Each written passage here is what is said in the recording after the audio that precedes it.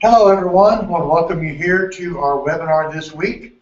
This webinar is brought to you by Medicus and KickX Golf.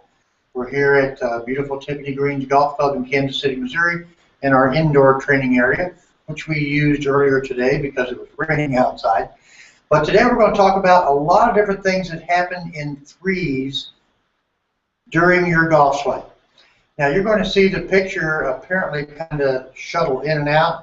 That is not on our end, that's on Google's end. We've tested this thoroughly, so anyway, hopefully we won't lose too much through here. So when I say that things happen in threes, there are a lot of things that happen in threes. There are three ways your body can actually turn, or what we call 3 points that you rotate around. There are three primary planes with multiple variations between those. There are three primary swing paths that you will swing the club head on, and then there are three primary club face motions that we make. So before we start, I'll give you just a little example here. So I've got this white line set up to represent the angle of the club shaft. So if I set this angle of the club shaft at address to match this white line, okay, this is where I start, but yet that's where I'm going to be at impact. You can see it's raised slightly. So now if I put this hula hoop down here, and I come down, you can see right now that this is square to this line that you see. This would be a swing that's going more outward in the downswing. In other words, in to out. This would be one that's going more outward to inward. Now, when we do this, this hula hoop will actually be set up like this. All right, let me get it here. So when you swing more to the right for a right-handed player, this whole thing actually rotates this way. When you swing a little more leftward or inward, as we call it, for a right-handed player, it's going to go here. So you have three of those path lines. It's either moving more outward, more inward, or more on line. Now, as those are doing that, you also have to adjust your club face to those. So if I was swinging a shot that was more outward, my club face would have to be pointed, as you can see by the white pointer. If I'm going more outward, okay, inward to outward, the club face would need to be close to that path to get it back to target. If I'm going more outward to inward, the club face would need to be open to that path to get it to start back to target.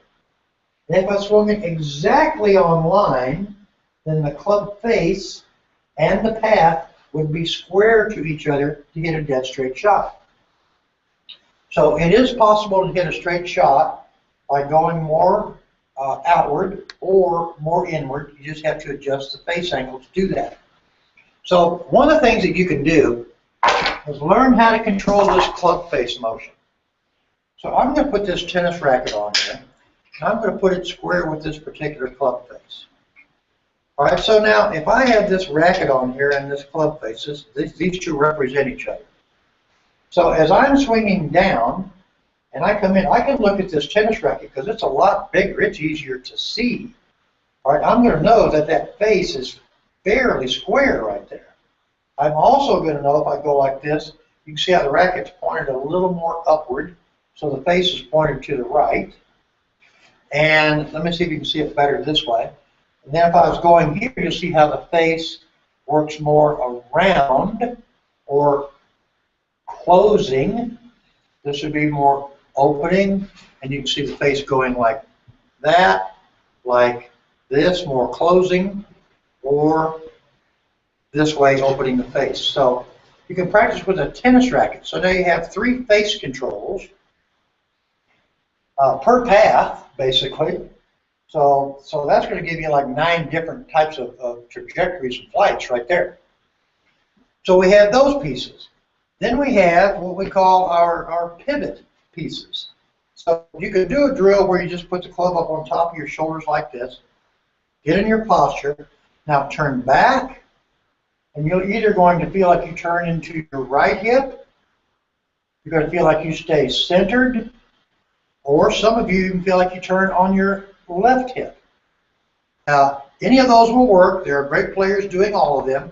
If you're having trouble getting what you might think is behind the ball, then simply think of Jack Nicklaus or Tom Watson or even Bubba Watson and feel like you're turning your chest and hips as far as you can to the right. Now, that's a pretty big turn. And I let my left heel come up so I can make that turn. This is the best way to get the feeling for that. If you are too bent over, what happens when you turn is you don't turn as much as you do tilt. And if I tilt too much, now I've got to have a lot of lateral motion, and I've got to have really strong lower body to rotate out of that. So my suggestion would be to stand your upper torso a little bit taller, and you can do that in a couple of ways. You can just hold the club like this, drop it down till your triceps touch your chest, tilt forward, now the club's on the ground. If you feel like you are still too tall to it, you can always add knee flex to that and straighten your back up even a little bit more. The other way you can do that is stand up, lean down to your hands, just come to the top of your knees. Now extend your arms a little bit. So ideally, you'd want to see the butt of the club pointing somewhere around your navel. You will see players that their hands are below the navel, and you'll see some that are slightly above. So like I said, most things happen in 3 in a golf swing. So now let's talk about the pieces. We've talked about how you can turn around, for a right-handed player, you can turn around and put pressure into your right leg. You can stay centered, still put pressure into your right leg, but a centered hip turn. Or you can feel like you're putting more on your left hip. Let's talk about the downswing now. So if I'm up here at the top of my backswing, I can also do 3 things. I can move this way, which is cross line.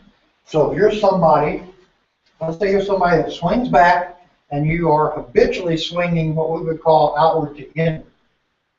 From here, take your hips, and you'll see that they're turned to an angle this way. Feel like your first move is you move your hips in the direction that they're pointing. So when I move my pelvis to start this direction, that drops the club down more behind me, which helps me hit more outward. If I'm hitting too much outward, then what I want to feel from the top is I want to feel my left hip. In other words, I'll do this again, I'll put this line on here. Instead of going this way, I want to feel my left hip circling more.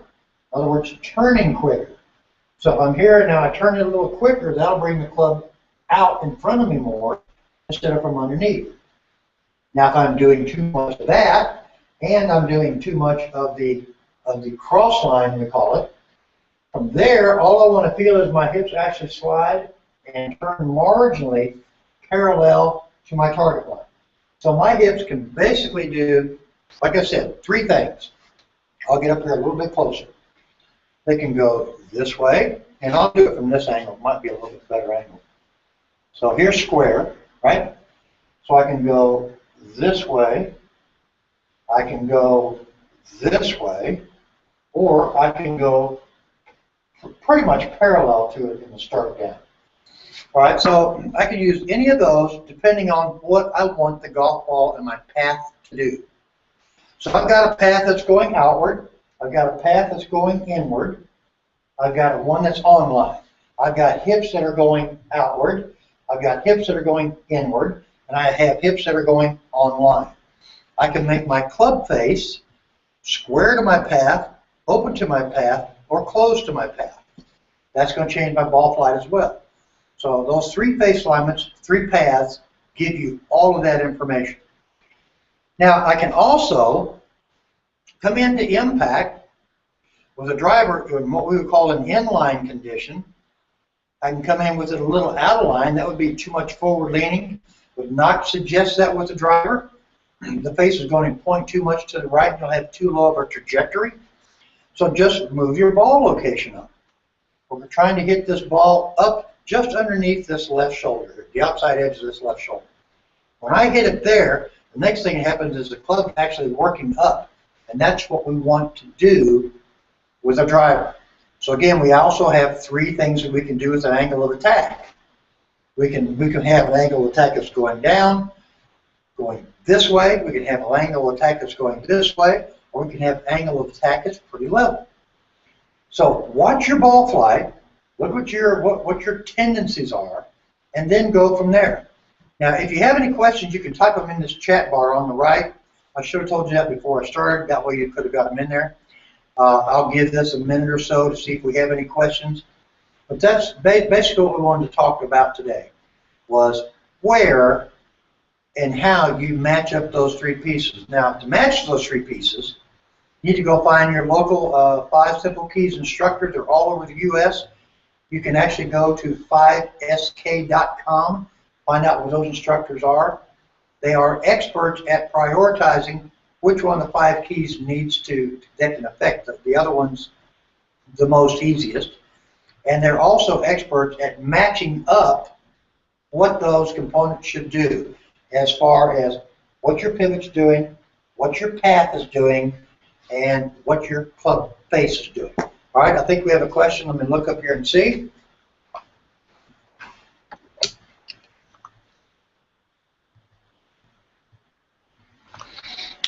No questions yet. So this is pretty much going to wrap our day up. But one of the things you can do when you stick a driveway marker in the ground, set that marker on approximately the angle of your club shaft. So if you're somebody that takes it inside too much, feel like you're taking it to the top of that marker. And same thing, if you're someone that comes down too much, feel like you're coming down on top of that marker again. Okay? And as long as that club head doesn't get outside this bottom white line, this is still inside the line. Okay? This is inside the line, that's inside the line, that's still inside the line. So it's just varying degrees of inside the line, right? Then you can do the same thing on your exit. If you want to make sure your exit is working properly, I'm going to get up here. If I'm exiting too far left and I'm going under this stick, I want to feel like I'm exiting more on top of it. And you may feel, and you can do this with your right arm. Your right arm can basically exit what we would call inline, cross line, or across it this way. So this would be more outward, more inward, more online. So those of you that get either too much this way or too much this way, just try to go the opposite direction. Think of if you're throwing a ball, and let's say you're going to use the target line as your reference point, where would your arm have to go to throw that ball down the target line? It wouldn't go to the right, and it wouldn't swing to the left. But again, you have to match that up with what your body's doing and what you have in mind for your swing. That's it for this week. We don't have any questions, so I'm going to sign off. Next week, for lack of a better term, we're calling it, "Are you humping the goat?" Now that's a golf term, which simply means that from the top of the swing, you're losing your original pelvis bend. It's moving forward. We're going to show you how that works and how to stop that, and we'll see you again next week.